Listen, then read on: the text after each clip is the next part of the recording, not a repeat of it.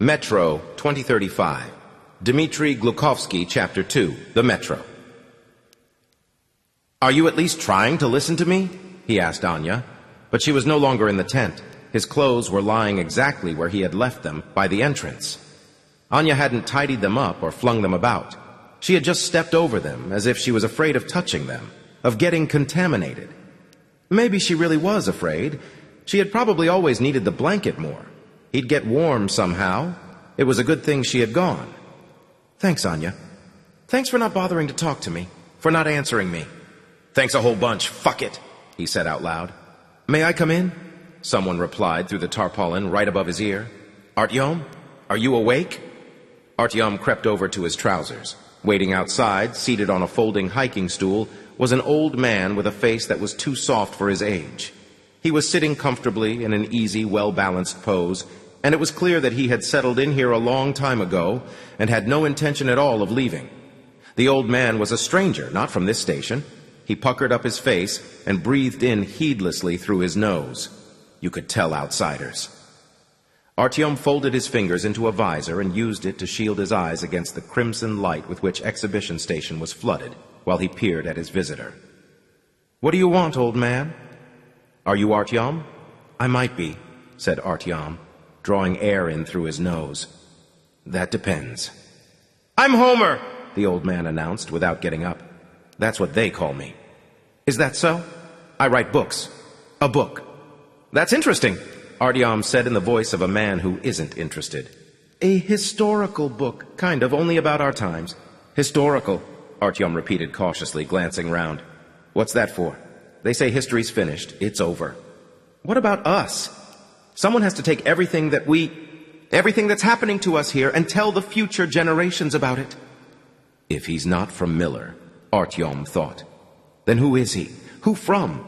What for? The future generations, a sacred duty.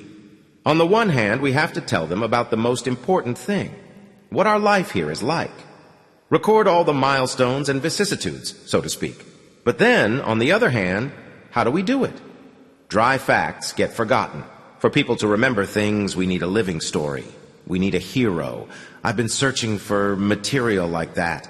I tried all sorts of things. I thought I'd found him. But when I got started, it didn't work out. It didn't come together.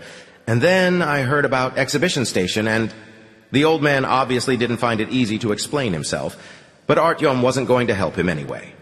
He still couldn't understand what was coming next. There was nothing malicious about the old man. He was simply incongruous. But something was accumulating in the air, taking shape between him and Artyom, something that was bound to explode at any moment, searing Artyom with heat and hacking at him with shrapnel. "They told me about Exhibition, about the Dark Ones, and about you, and I realized you were the one I had to find in order to—" Artyom nodded. He'd finally understood. A good story. And without even saying goodbye, he strode off, thrusting his permanently freezing hands into his pockets. The little old man was left stuck on his comfortable little stool, still explaining something to Artyom's back as it moved away. But Artyom had decided to go deaf. He blinked, and his eyes adjusted. He didn't need to squint anymore. It had taken them longer to adjust to the light up on the surface. A year, and that was fast.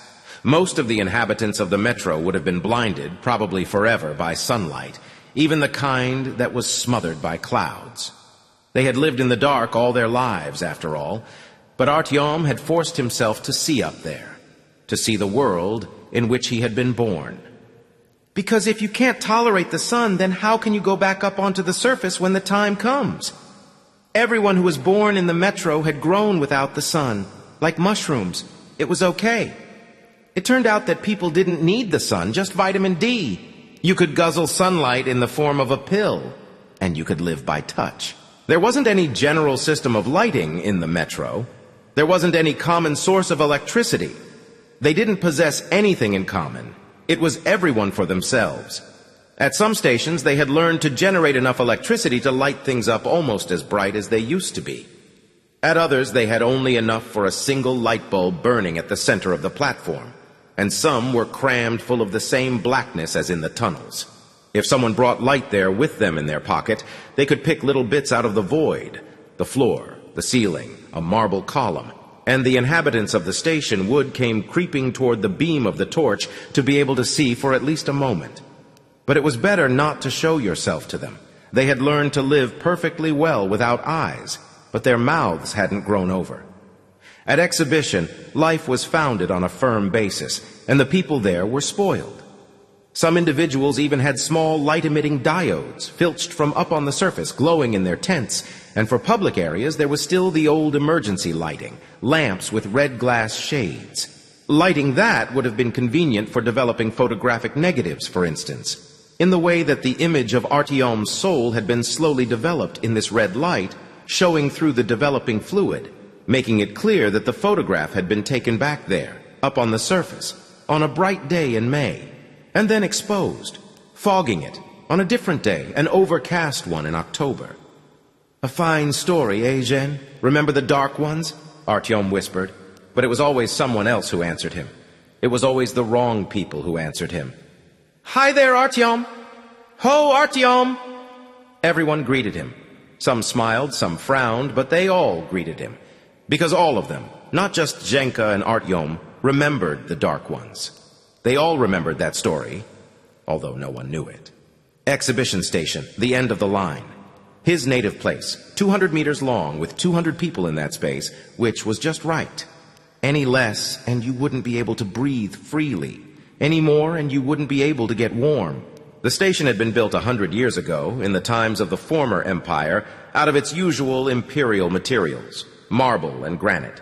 It had been conceived as a triumphal structure, like a palace, but of course it was buried in the ground, so it had turned out like a cross between a museum and a sepulchre. The ancestral atmosphere here was absolutely ineradicable, as it was in all the other stations, even the newer ones, as if the inhabitants of the metro were grown up, but they were still sitting on the bronze knees of ancient old men and couldn't climb down. They were held tight. The smoke-blackened columns spread wide at their tops, and in the archways between them, ancient, threadbare army tents had been pitched with a family, sometimes two in each one. Those families could be simply shuffled about, and probably no one would notice.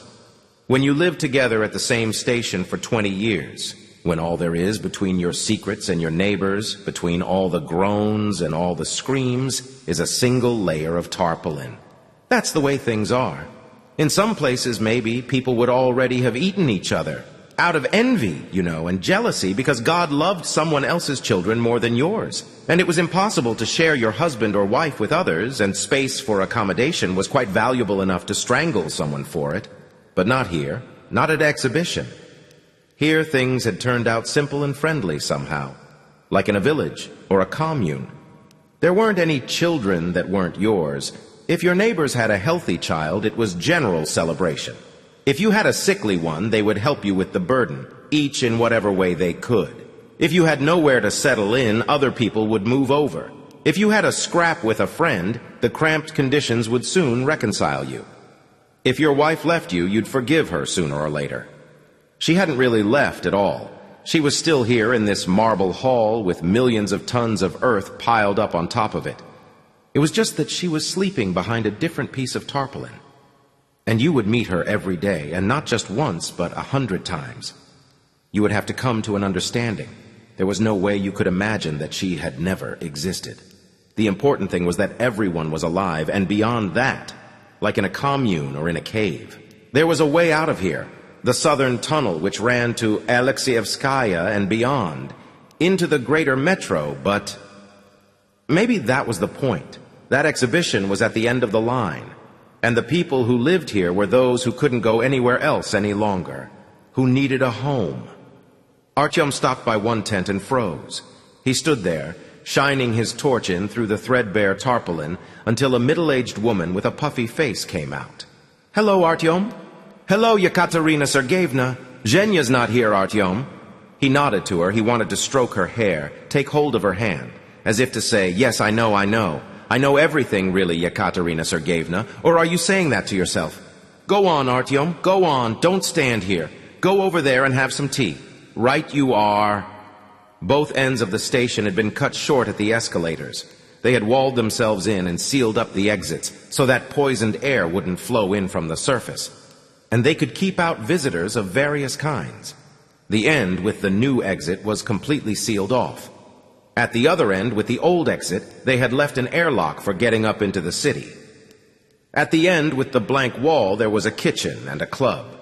Stoves for cooking on, housewives in aprons fussing about, concocting lunch for their children and husbands. Water flowed through the pipes of charcoal filters and gurgled as it ran out, almost transparent, into the tanks.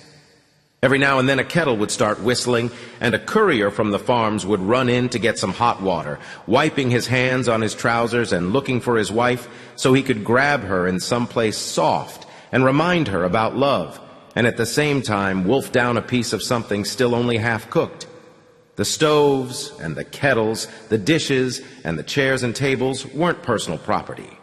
They were communal, but people still treated them with care and didn't damage them. Everything apart from the food had been brought down from the surface. You couldn't cobble together anything decent in the metro.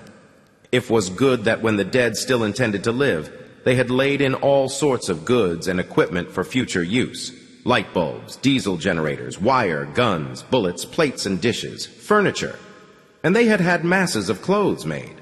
Now these could be worn like hand-me-downs from older brothers and sisters. There would be enough for a long time. In the entire metro, there were no more than 50,000 people, and there used to be 15 million in Moscow. That meant that everyone had 300 relatives like that, crowding round silently, holding out their cast-offs without saying a word. Take mine, take them, they're almost new. I've grown out of them already. You just had to check their things with a Geiger counter to see if it clicked too loudly and say thank you. Then you could wear them. Artyom reached the queue for tea and tacked himself on at the end.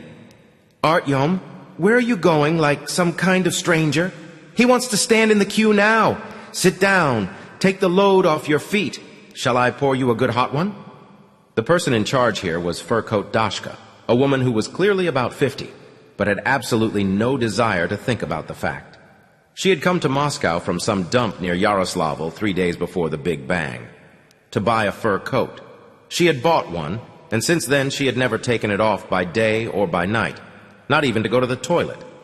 Artyom had never laughed at her. What if he still had a piece of his own former life like that? A piece of May or ice cream or the shade from the poplars or his mother's smile? Yes, thanks, Auntie Dasha. Enough of that auntie business, she reproached him flirtatiously. Well, how are things up on top? What's the weather like? It's raining a bit. Ah, are we going to get flooded again then? Hear that, Igul? Rain, he says. Allah is punishing us for our sins. Look out, or that pork of yours is going to burn. Why go bringing your Allah into things like that? She always wants Allah involved straight away. Ah, right, it is sticking a bit. How's your Mehmet? Back from Hansa yet? He's been gone 3 days. 3. Don't get so worried about it. I swear to you on my heart, Dasha, he's found himself someone there, one of your kind, in sin. Your kind, my kind. What are you going on about? We're all here, Agulyushka, all in the same boat together. He's found himself some easy lay, I swear by Allah. Ah, you should give him it more often yourself. Men are like kittens, aren't they? They keep on nuzzling until they find it. What's all this nonsense? He's away on commercial business, put in a little man almost as small as a child, with a face that was childish but ravaged by alcohol. Something had stopped him from growing properly. All right, Kolya. Don't you go covering up for your sidekicks. And you, Artyom, pay no attention to us women. There now. Blow on it. It's hot. Thanks. A man walked up, covered with the lines of old white scars and completely bald, but not fearsome at all because of his bushy eyebrows and smooth speech. Greetings to all here present, and in particular the ladies. Who's here for tea? I'm after you then, Kolyan. Have you already heard about Hansa? What about Hansa? The border's shut. As the great classic put it, on came the red light. No crossing now, so sit tight. 5 of our people are stuck in there. There now, that's it, Igulka. Stir your mushrooms there, your mushrooms. And my man's in there. What about me? By Allah.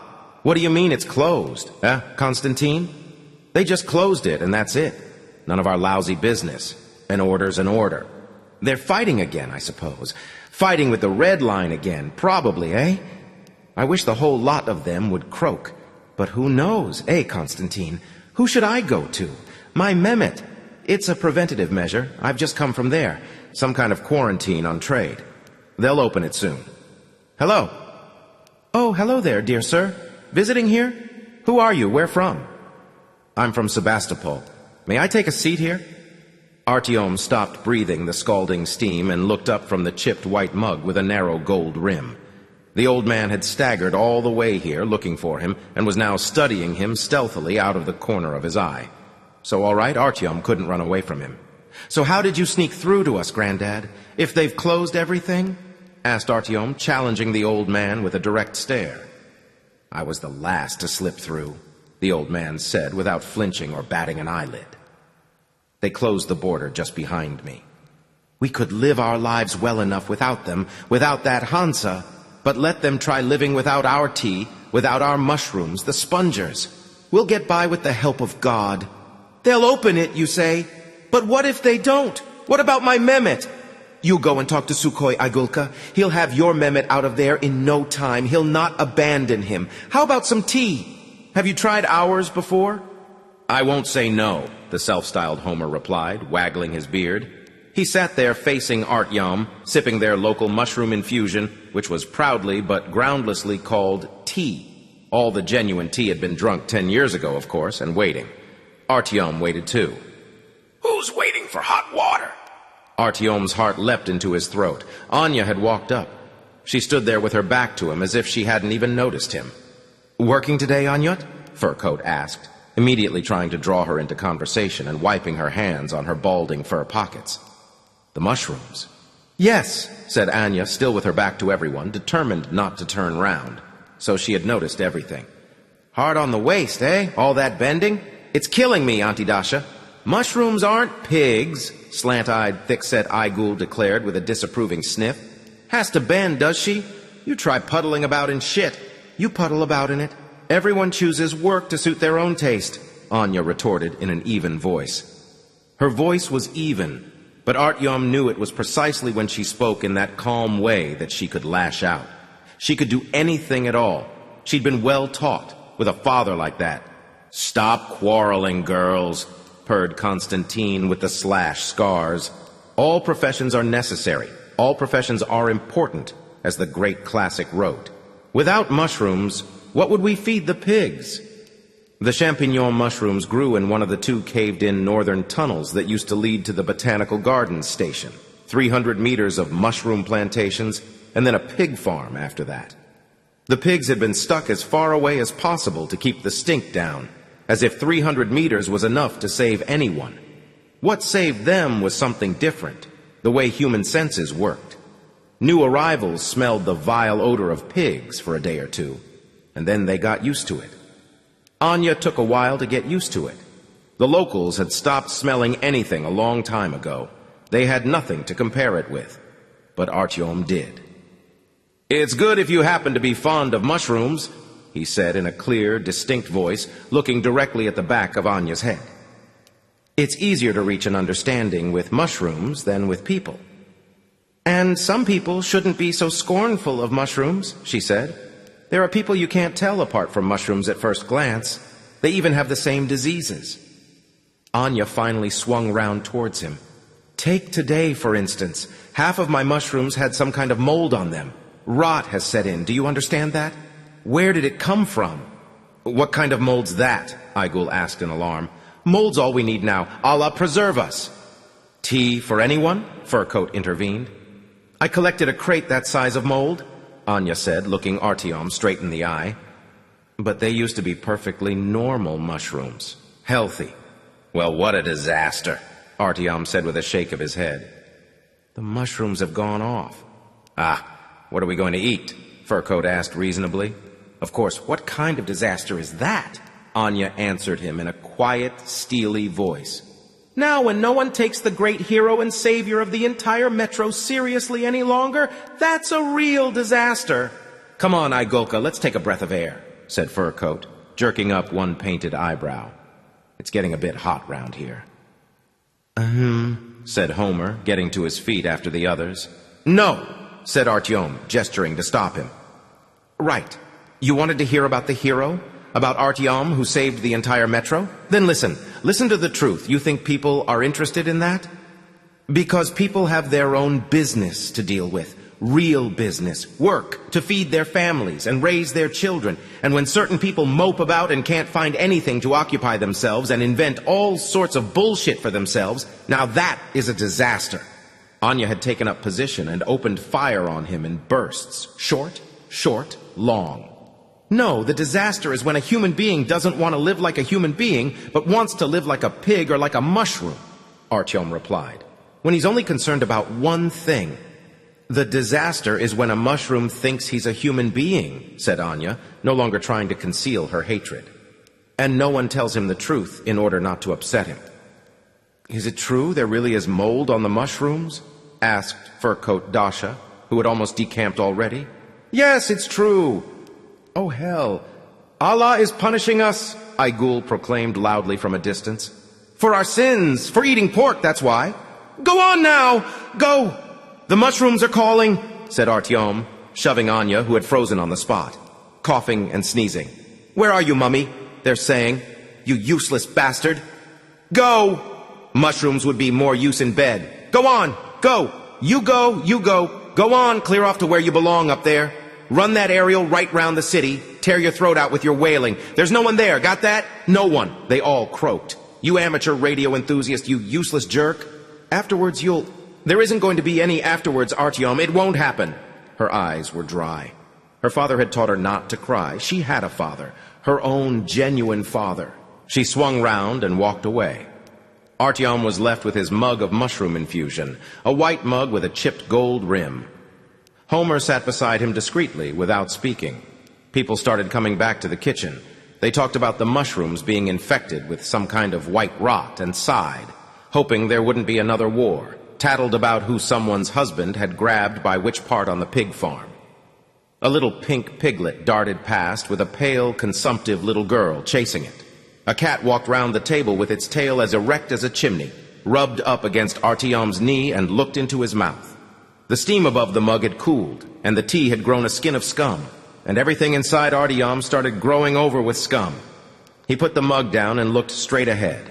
That old man was there. So that's the story, Granddad? I'm sorry. A waste of time coming, eh? That won't delight our descendants, those of us who have any. It wasn't a waste. Artyom drew in a sharp breath through his teeth. What a stubborn old fart. He hoisted his ass up off the bench and dragged it out of the kitchen. Breakfast was over. Now he had to fulfill his work obligations. Homer tagged along behind. What was that I'm sorry. What was that girl talking about? An aerial, amateur radio enthusiast. It's none of my business, of course, but you go up on the surface, right? And listen on the radio?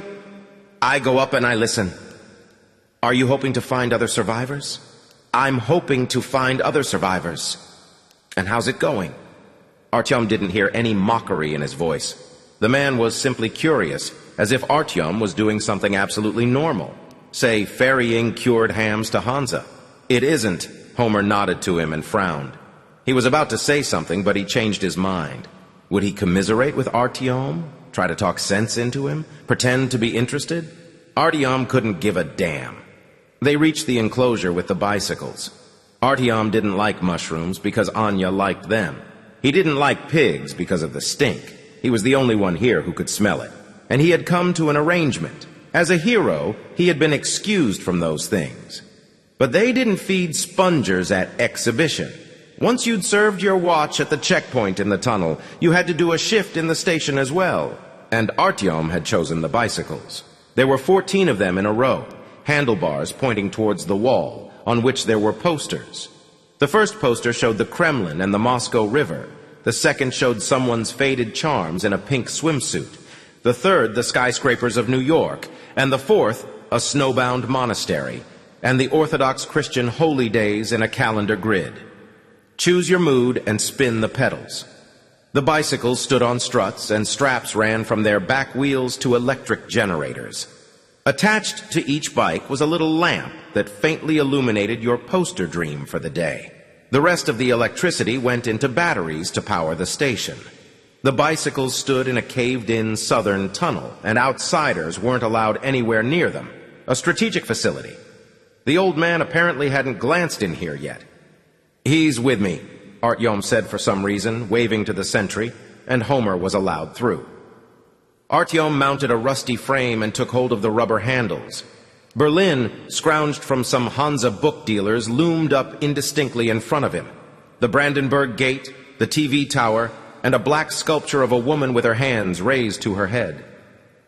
Artyom realized that that gate was very similar to the entrance to the exhibition of economic achievements, and the TV tower, although it had a spherical node halfway up, reminded him of the Ostankino Tower. And that statue of the woman, either screaming or squeezing her ears shut, he might as well never have gone anywhere. "Fancy a spin, Grandad?" Artyom asked, turning towards Homer. "It's good for the heart. You'll hold out longer. Here." But the old man didn't answer.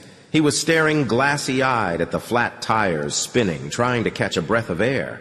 His face was skewed as if he was paralyzed. One half was smiling and the other was lifeless, dead. "Are you all right there, Granddad?" Artyom asked. "Yes, I just remembered something. Someone," Homer wheezed. Then he cleared his throat and recovered. "Ah." Everyone had someone to remember. 300 shadows each, just waiting for you to think about them.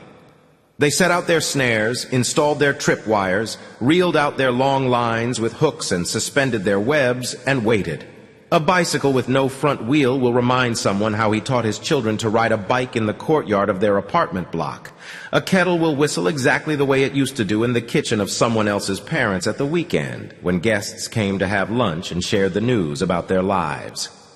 Blink, and in that instant between now and now, your eyes suddenly see yesterday. Your eyes see their faces. True, as the years go by, they see them less and less clearly. Well, fine. "How did you find out about me?" "You're famous," Homer said with a smile. "Everyone knows about you." Artyom made a wry face. "Famous." He spat the word back out. "You saved the metro, all the people. If you hadn't hit those creatures with those missiles... To be honest, I don't understand. Why don't you want to talk about it?" There in front of him were the gates to the exhibition of economic achievements and a black woman with her arms raised. He ought to move to another bike, but all the others were already taken. And this was the one that had been left for Artyom. He felt like spinning the pedals backwards, away from that tower, but that way no electricity would be generated. "I heard about you from Miller." "What?" "Miller, do you know him?" "The commander of the Order. You are aware of the existence of the Order, of course. The Spartans, they call them. As I understand it, you were a member yourself before?" "Did Miller send you to me?" "No. Miller just told me about you. He said you were the one who informed them, about the Dark Ones, that you walked right through the metro all the way, and then afterwards, I started digging things up for myself, what I could. But even so, there's a lot that remains unclear. I realized that I couldn't make sense of it all without you, and I decided..." "Did he say anything else?" "Ah, who? Did Miller say anything else about me?" "Yes." Artyom stopped turning the pedals. He swung his leg over the bicycle frame and jumped down onto the floor. He crossed his arms. "Well?" "He said you'd gotten married, that you'd started living a normal human life." "That's what he said?" "Yes, it is. A normal human life." Artyom smiled. "Unless I've got something confused." "And did he tell you it was his daughter that I married?" Homer shook his head. "Is that all?" The old man chewed on his lips. He sighed and confessed. "He said that you'd gone crazy." "Well, of course, I've gone crazy." "I'm only passing on what I heard." "Nothing else?" "No, I don't think so." "That he was going to kill me, for instance? Because of his daughter? Or... No, nothing like that. Or that he's expecting me back, in the ranks? I don't recall that." Artyom said nothing while he digested all of this. Then he remembered that Homer was still there, studying him. "Crazy!" Artyom tried his best to laugh. "I don't think that," Homer warned him. "No matter what anyone says, I'm absolutely certain that... How would you know? You? Just because you carry on searching for survivors? Just because you refuse to give in? They think you're mad. Listen, said the old man, looking at Artyom seriously. "You're destroying yourself for people's sake, and on my word of honor, I don't understand why they treat you like this. I go every single day. Up there?